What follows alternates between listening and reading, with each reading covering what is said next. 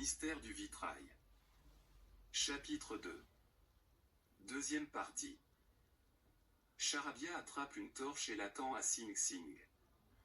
Il se saisit d'une seconde torche, puis lui fait signe de faire comme lui. Au cœur d'un creuset de pierre, un brasero ardent lui de mille feux, Charabia plonge sa torche qui s'enflamme aussitôt. La torche est enduite avec de la poix, explique-t-il. C'est un mélange à base de résine et de goudrons végétaux. C'est visqueux, ça colle et ça brûle longtemps. Sans mot dire, Sing Sing l'imite et le suit en tenant sa torche enflammée à bout de bras. Les voilà tous deux dans un long souterrain voûté, orné de pierres taillées et ajustées entre elles. Pourquoi choisir un plafond en forme de voûte, demande-t-elle à brûle-pourpoint. Voyez-vous, jeune ignorante, c'est là toute l'ingéniosité, tout l'art des concepteurs.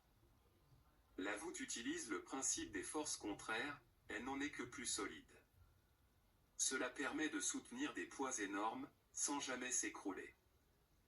Oh! Je vois, répond-elle, ravie d'en apprendre un peu plus sur les maçons du Moyen-Âge. Ou même selon tunnel. Nous allons au déambulatoire, voir les bâtisseurs. Au fil des siècles, Charabia a tissé des sortilèges pour faire revivre une grande partie de la verrine de la cathédrale. Sans cela, sans ses amis les maçons, les tailleurs de pierre et tous les autres, il serait devenu complètement fou, à se morfondre dans la solitude.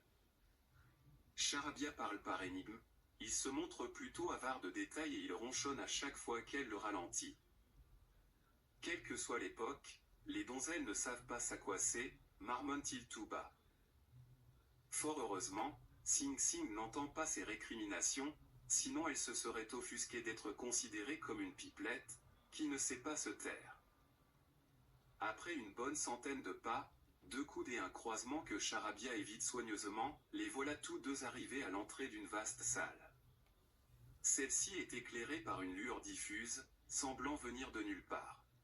« Faites comme moi, petite, » dit-il d'un ton paternaliste, en lui montrant comment étouffer la flamme. Sing Sing obéit, place sa torche dans un fourreau scellé dans le mur. Elle la recouvre d'un entonnoir de métal, qui pend juste à côté accroché à une petite chaîne. « Voici ma verrine à moi, fait-il, en désignant d'un geste large, une série de vitraux suspendus dans les airs. Elle ignore par quel miracle tous ces vitraux flottent, sans rien pour les tenir accrochés. Elle est dans une galerie, une sorte d'exposition d'œuvres qui, en y regardant de plus près, ressemble à celle qui se trouve dans la cathédrale. Ce sont des copies ou des originaux, demande-t-elle étonnée. Rien de tout cela, annonce fièrement Charabia, d'un ton plein de mystère. Chacune de ces œuvres est une émanation d'un vitrail de la cathédrale. J'ai mis des centaines d'années pour élaborer un charmogne, qui soit aussi parfait.